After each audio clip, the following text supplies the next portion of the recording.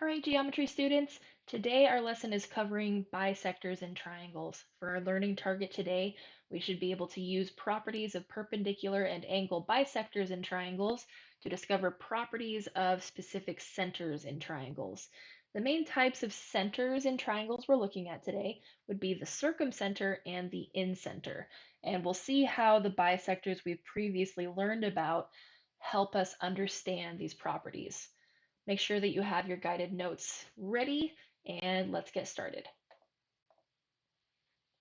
So the first type of center in our triangles would be the circumcenter. So the perpendicular bisectors play in here. So the perpendicular bisectors of the sides of a triangle intersect at a point called the circumcenter. The circumcenter is always equidistant or equidistant from the vertices of the triangle. So in this case, A, B, and C are all the same distance from the center that you see here. So let's go ahead and list the perpendicular bisectors that we see. I'm looking at, I can see PD, and just once again, perpendicular bisector means that we are forming a right angle with the base of a triangle and cutting that base in half. And so all three of the bisectors are meeting in the center called the circumcenter. So the first one is PD, PD, and then you have PE,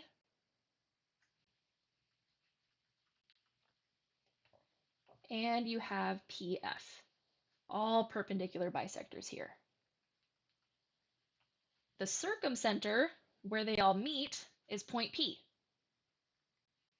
And then the circumcenter also creates some congruent segments, and I'll label those in a different color. So you can see that from the angles or from the vertices of each triangle to the circumcenter, they're all the same length. So we're talking about AP, and that's congruent to BP and CP.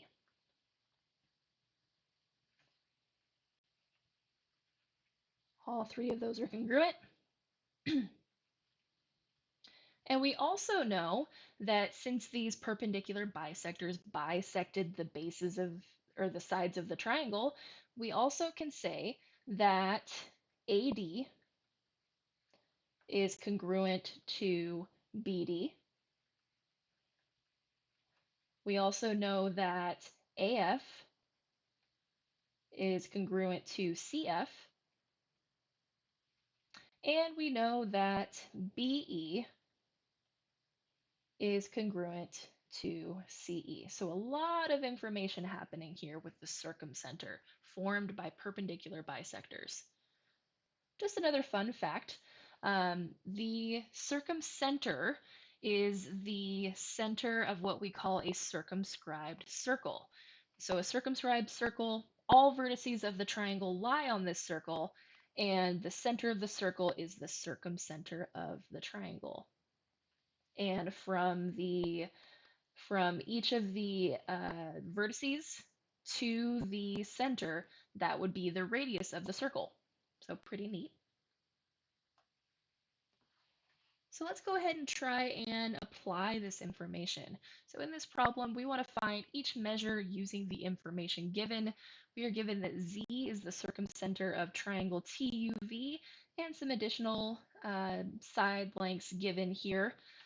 So because I know Z is the circumcenter, I know that YZ, XZ, and WZ are all perpendicular bisectors, which means we're forming a right angle with each side of the triangle. And it means we've bisected all of the sides. So here would be bisected and bisected and bisected. We also know, I'm going to go and put 4 tick marks here. We also know that TZ and VZ and UZ are all the same length. So a lot of congruent information here. So let's go ahead and fill in what we know. So segment TU is first. Segment TU, that's one side of the triangle along the top here. And I know that half of this side length is 19. XU is 19, which means that TU is the same length as that. So let's go ahead and double 19 to get the whole side, 38. VY. To find VY, well, we know that the whole side, VU, is 34 units. So that means that VY should be half of that since it's been bisected. So 34 divided by 2 would be 17. For UZ, UZ is the same length as TZ and VZ. And we know that VZ is 21 units. So that means UZ must also be 21. To find WV is going to be a little bit trickier, but we do have some information that'll help us. We have WZ, a perpendicular bisector, and we have VZ. So I see a right triangle formed here, and I'm just going to redraw with all of the labels, not to scale, obviously, but the VZ, so here's point Z, and you have V and W. Here's the right angle. So the hypotenuse of this triangle, VZ, is 21 units, and the altitude of this triangle is 15 units. So we're missing WV, and we can find that length using the Pythagorean theorem. So let's start this out. One of the legs squared plus WV squared is equal to the hypotenuse, 21 squared. 15 squared would be 225 plus WV squared is going to give us 21 times 21, which is 441. So 225 plus WV squared equals 441. Let's subtract 225 from both sides. So WV squared is going to equal 216. And if I take the square root of 216, WV is going to be approximately 14.7. Let's round to the nearest tenth. So WV is about 14.7. So then let's find TV. TV is going to be double WV because we said WV is 14.7 here. And we know that segment TV has been bisected. So that means if we double WV, we'll find the whole side. 14.7 times 2 would be 29.4. So for practice with using the circumcenter and properties of the circumcenter and perpendicular bisectors to find missing sides and angles, go ahead and try out 2 and 3. Now let's move into in-center, the other center of our triangle. So this is formed by angle bisectors. So the angle bisectors of the angles of a triangle intersect at a point called the incenter. So you can see we have BP, we have CP, and we have AP. Those angles have all been bisected and they come together at point P to form the incenter. The incenter is always equal distance from the sides of the triangle. Always equal distance from the sides of the triangle, which means that if we take a look here in a different color, these segments, you've got PD, PE, PF, these are all congruent. They will always be congruent. So the angle bisectors, if we list them out, would be PA, PB, and PC.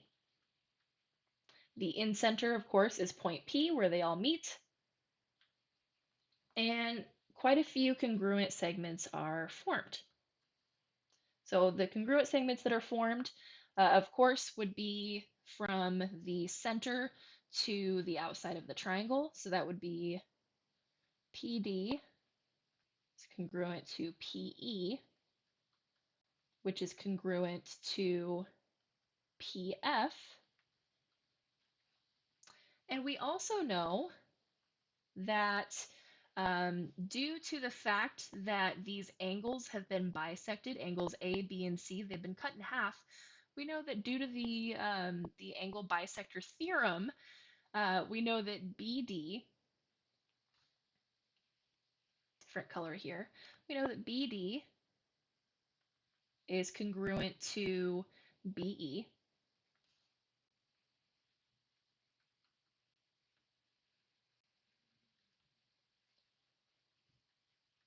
And we know that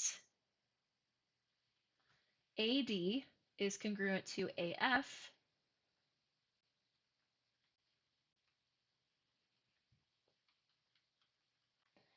And we know that CF is congruent to CE.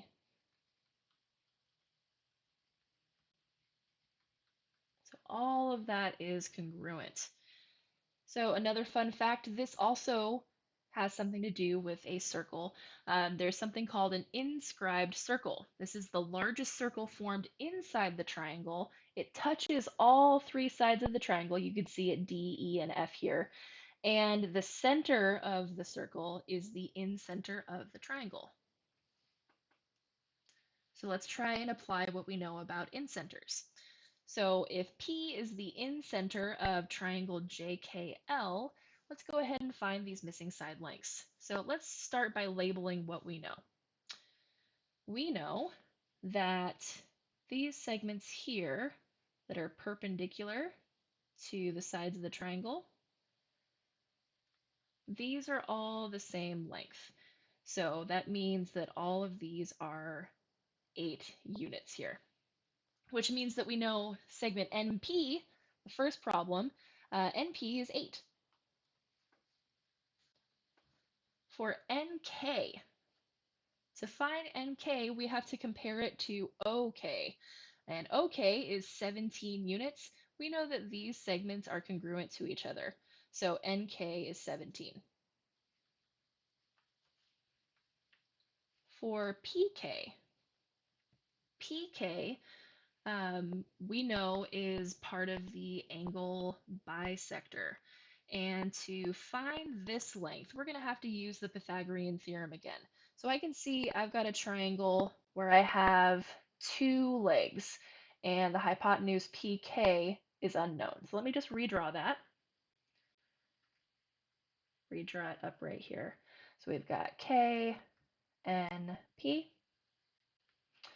And so we know this leg is 17, this leg is 8, and we do not know KP. So 17 squared plus 8 squared equals KP squared. So if we do a little quick math here, 17 squared plus 8 squared, that's going to be 353 equals KP squared, which means KP is going to be approximately 18.8 if we round to the nearest tenth. And to find LO, well, we know that LP is 13, and we know that OP is 8. So it looks like we have another Pythagorean theorem situation here. Just quickly drawing that triangle. So hypotenuse is 13, 8, and we don't know LO. And LO is one of the legs. So LO squared plus 8 squared equals 13 squared. So LO squared plus 64 is equal to 169. LO squared is equal to 105. And so if we round that to the nearest tenth, LO is going to equal approximately 10.2 units. So lots of applications of the Pythagorean theorem in here, and now we know how to use properties of the incenter in triangles and angle bisectors. For additional practice with this, try out problems 5 and 6. So that is it for the video about bisectors in triangles. Thank you for watching. Make sure you try out additional practice problems, check your answers with my filled in notes, go to the content library for that, and ask for support in Math Help Desk if you need it. Thanks and have a great day.